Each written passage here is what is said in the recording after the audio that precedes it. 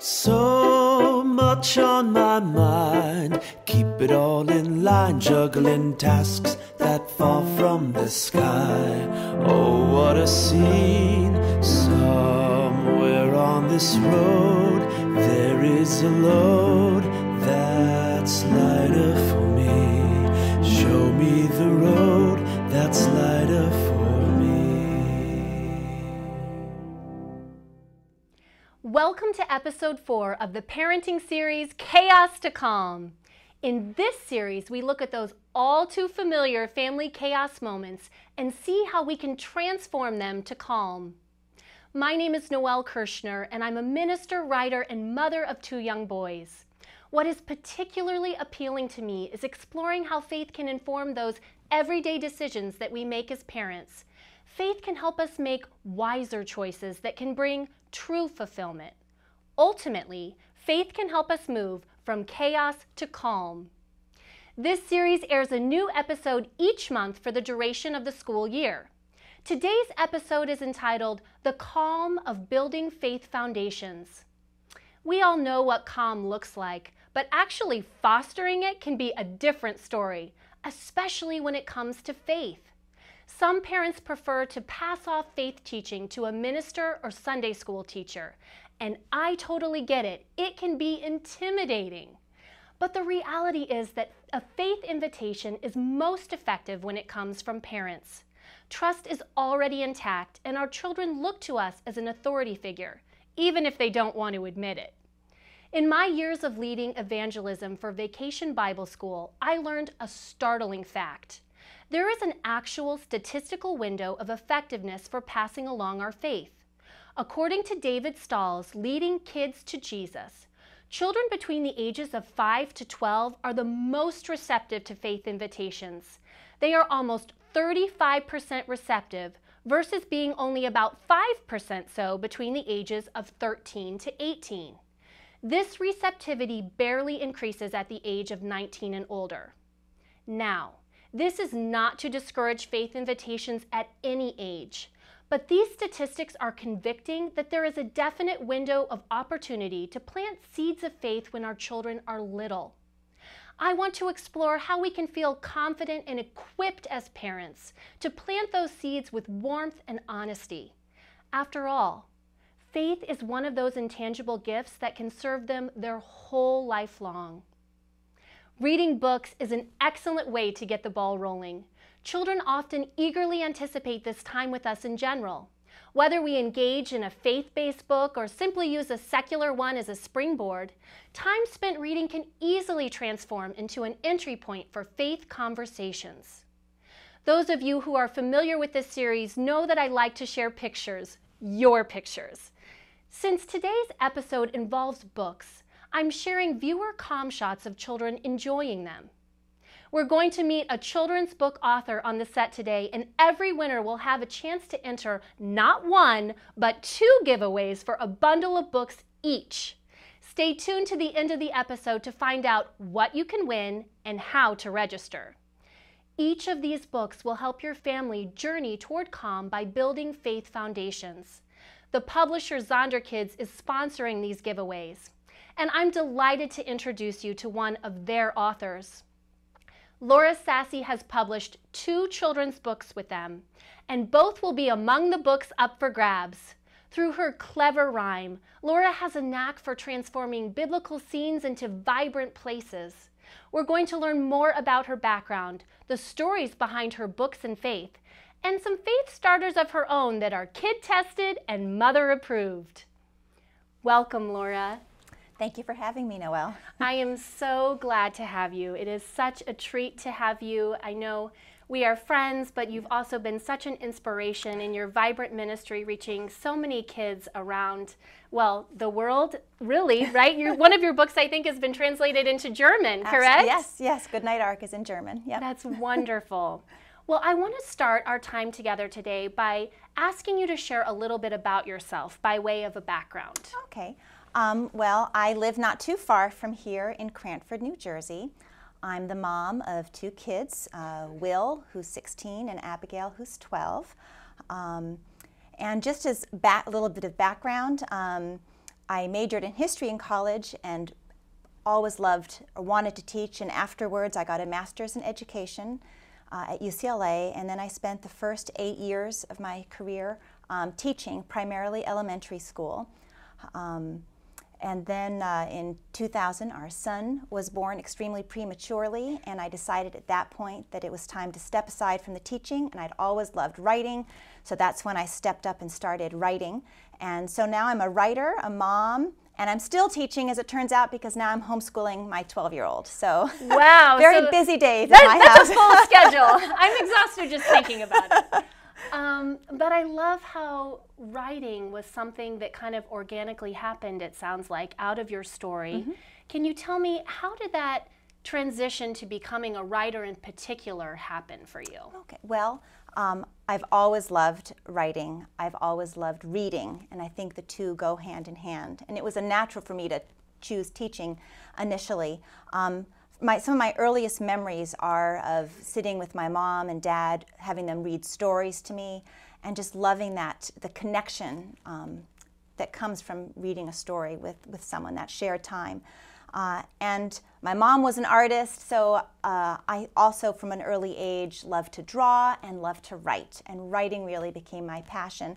And I have proof of this because a few years ago my parents sent me a box full of writing samples from when I was a child.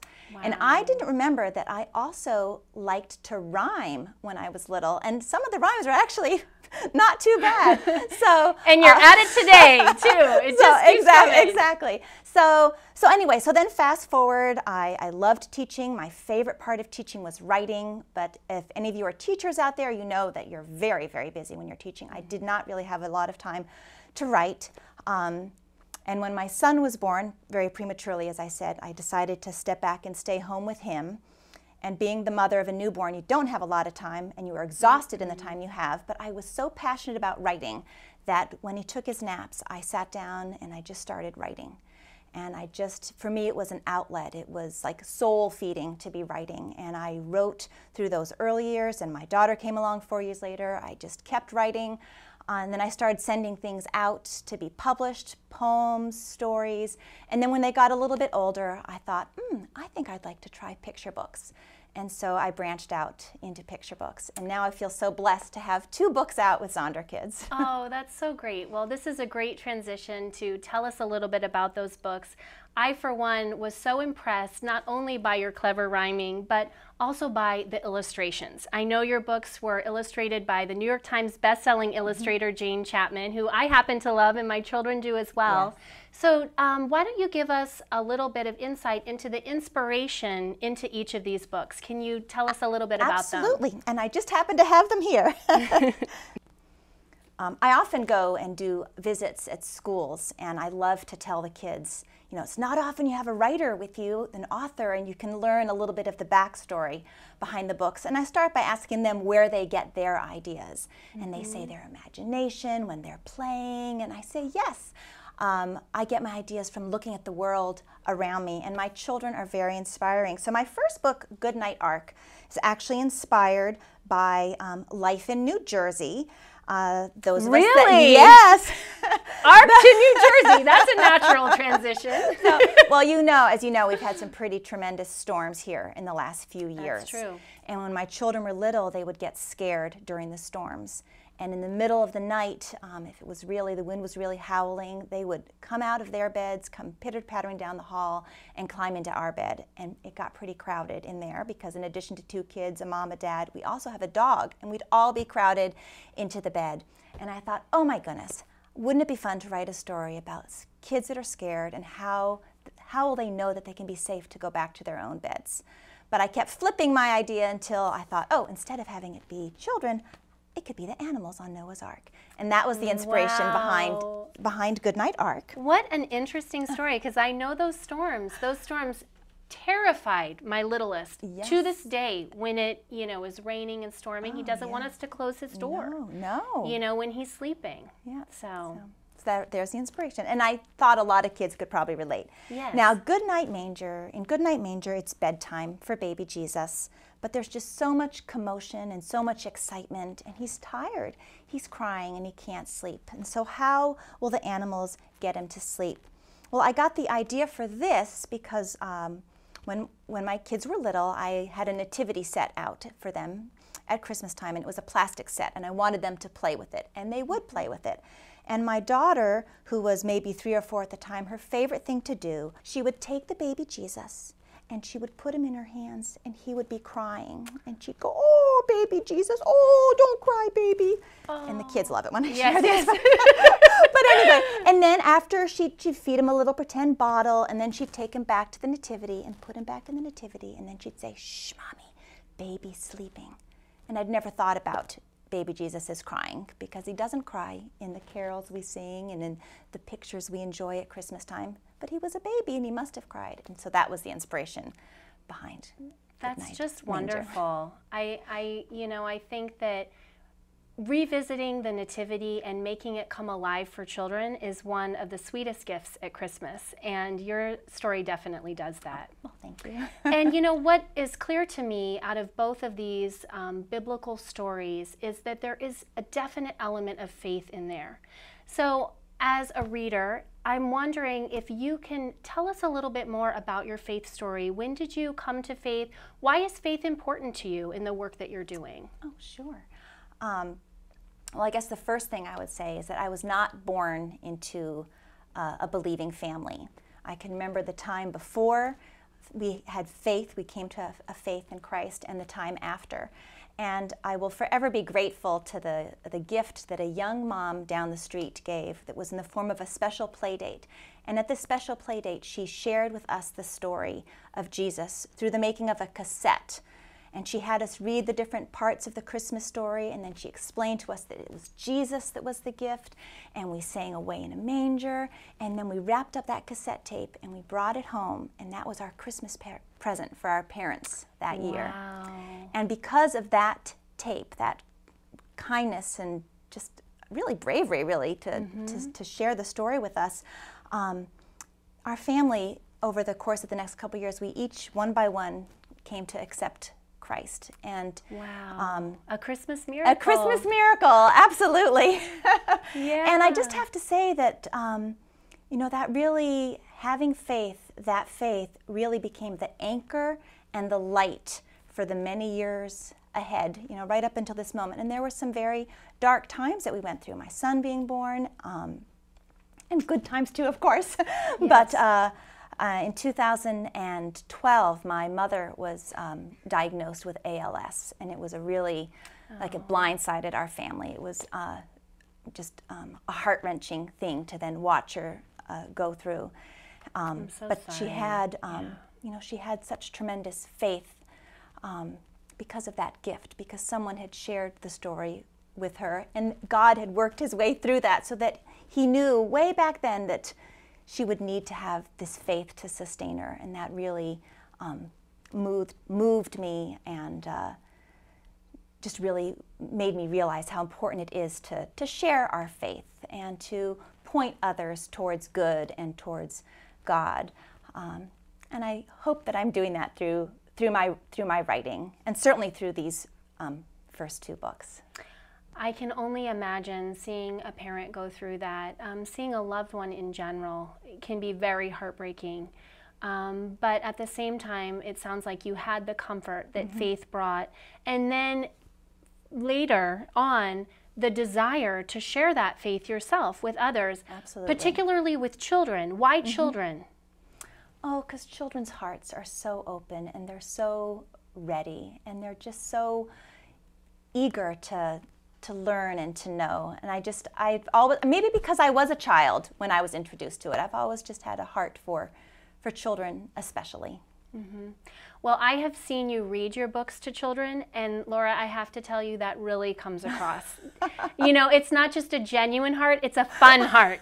So I want to bring some of that to our audience. I want them to see some of the spirit that you use to make your books come alive. And so a question that I thought of to ask you was, what are some ways that you attempt to share your faith with children, whether it's your own or with your audiences? What techniques do you use? Okay, well, I thought I came prepared.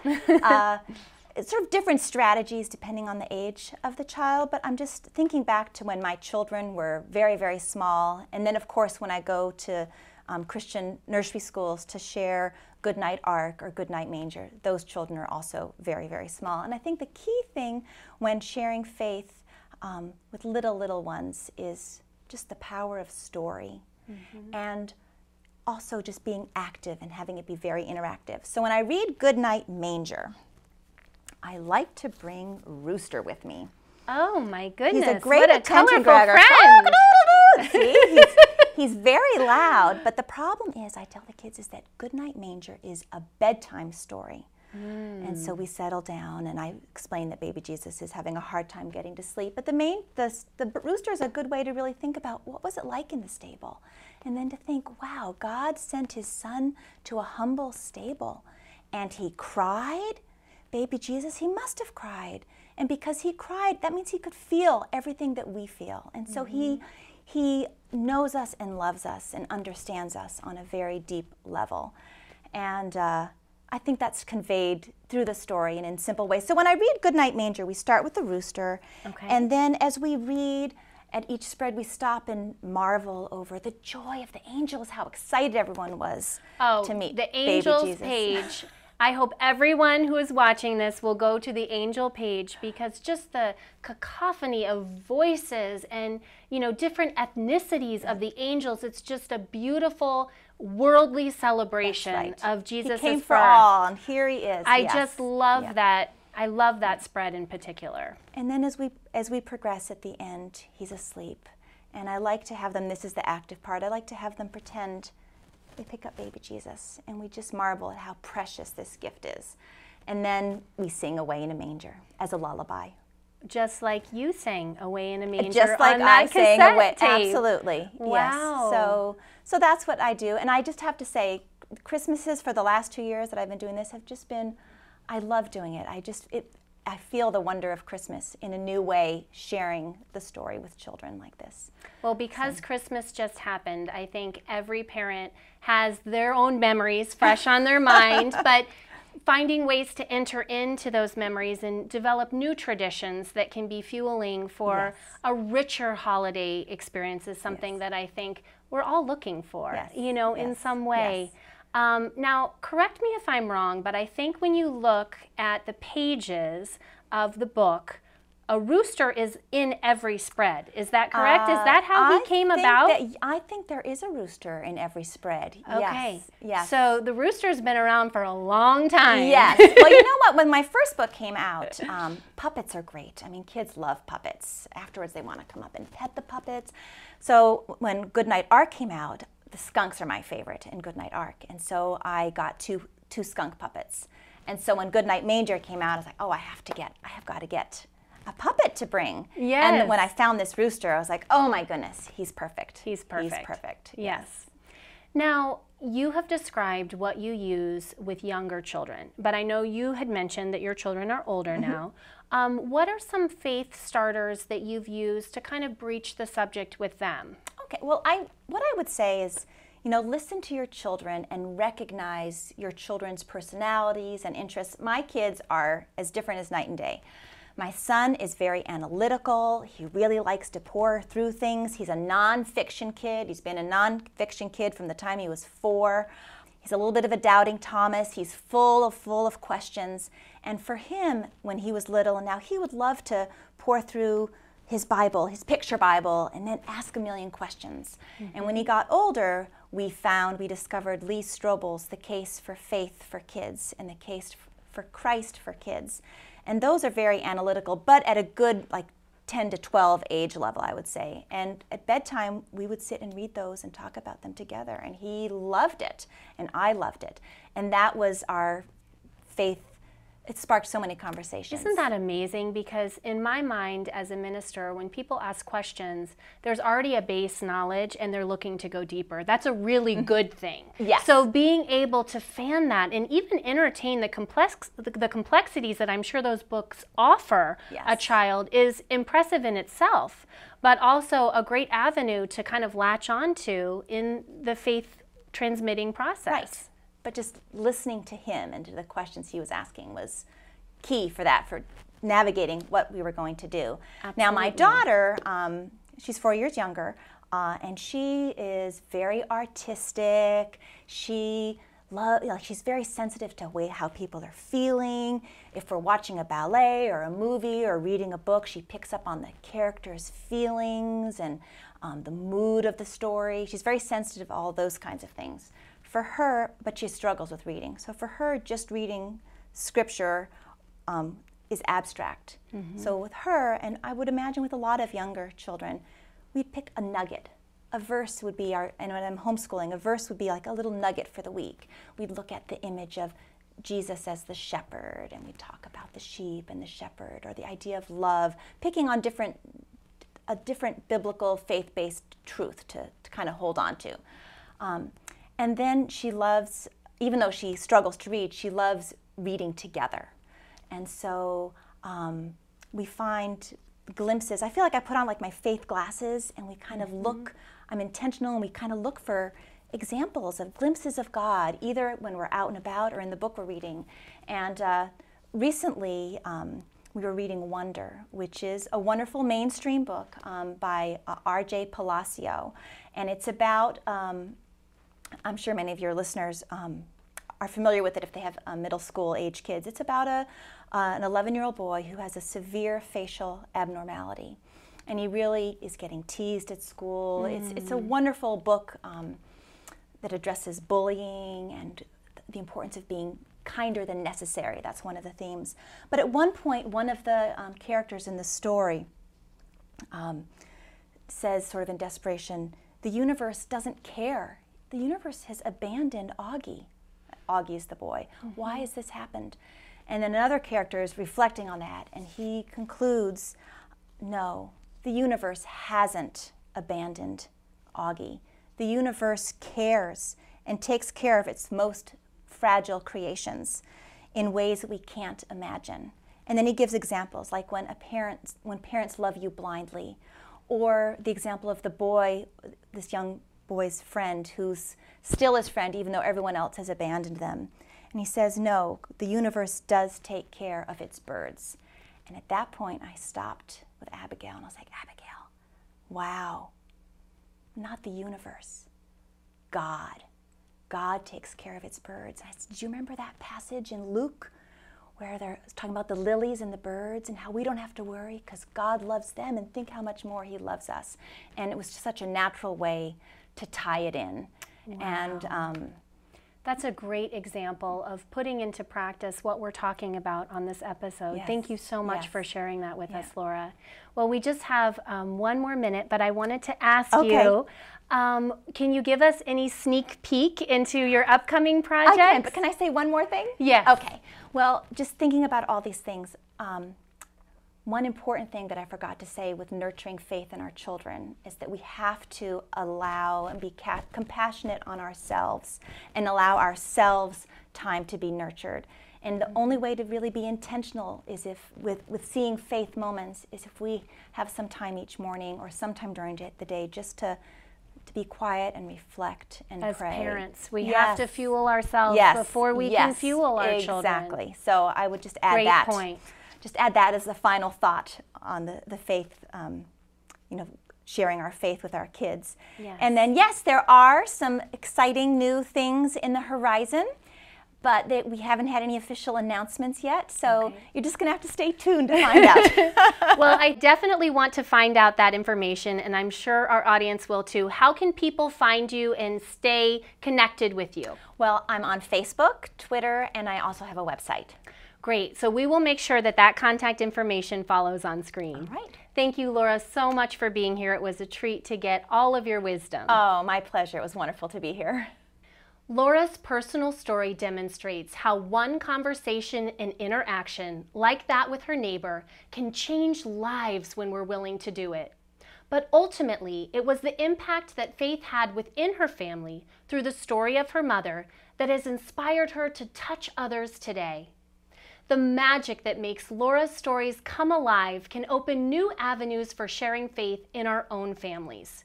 Sharing doesn't have to be intimidating. It can be playful and fun. Zonderkidz wants to bring some of that magic into your home. I'm excited to introduce the 2 bundles of books they're giving away. One bundle is a starter pack for building faith foundations in young children. Both of Laura's books are included in it. There are 3 other books as well. First, there's the Jesus Storybook Bible by Sally Lloyd-Jones. This Bible is hands down my favorite for children. Its retelling of biblical stories is so moving that it often makes me teary-eyed. That's when my sons ask, "Mommy, what's wrong with you?" It's that good. Second, there's the Beginner's Bible, Kid-Sized Devotions. This book is a great companion to breakfast conversations. It introduces a Bible verse and gives brief food for thought for each day. Third, there's Love Letters from God by Glennis Nealist. Glennis has been a repeat guest on my blog. Her love letter books have been so popular that they've sparked a series. They're interactive and help drive biblical messages home in bite-sized portions for children. The second bundle of books is a starter pack for building faith foundations in teens. It can either introduce them to faith or help them take it to the next level. It includes the NIV Teen Study Bible. For assistance in applying the Bible, it also includes the student edition of Believe, Think, Act, Be Like Jesus. Then, depending upon whether the winner's teen is a boy or girl, the options vary. A girl will receive the 2 young adult titles of A Daring Sacrifice by Jody Headland and Dune by Carrie Corp and Lori Langdon. I had the privilege of meeting Lori Langdon, and she's charming. She described Dune as a book that is a safe and intriguing read for teens with themes that hint at faith. A teen boy, on the other hand, will receive the Merlin Spiral series by Robert Treskillard. There are 3 books in this series: Merlin's Shadow, Merlin's Blade, and Merlin's Nightmare. They're the author's take on the King Arthur legend and are geared to boys ages 13 and older. You can register now for one or both giveaways by going online to my blog, www.noelkirshner.com. The winners will be chosen on January 31st, 2017, which is 1 week from the initial air date of the show. You will need to provide your email and home address to enter the giveaway. Addresses must be United States street addresses, no P.O. boxes for shipping purposes. I will notify winners on my blog and via email. At that time, I will confirm your home address and, in the case of the teen package, the gender of your child. Please note that I will not share your information with anyone other than the publisher, and only if you win. The books will be shipped directly from the publisher. As a member of their blogging team, I want to thank Zonderkidz and Leanne Worthington for this generous offer. The episode next month is entitled The Chaos of Childhood Failure. I look forward to welcoming author, speaker, New York Times columnist, and educator Jessica Leahy on the show. Jessica's book, The Gift of Failure, is a New York Times bestseller. In a parenting culture that typically errs on the side of caution, Jessica will explore the virtue of experiencing how failure can actually set our children up for future success. I hope you'll join me next time. Until then, may calm be with you.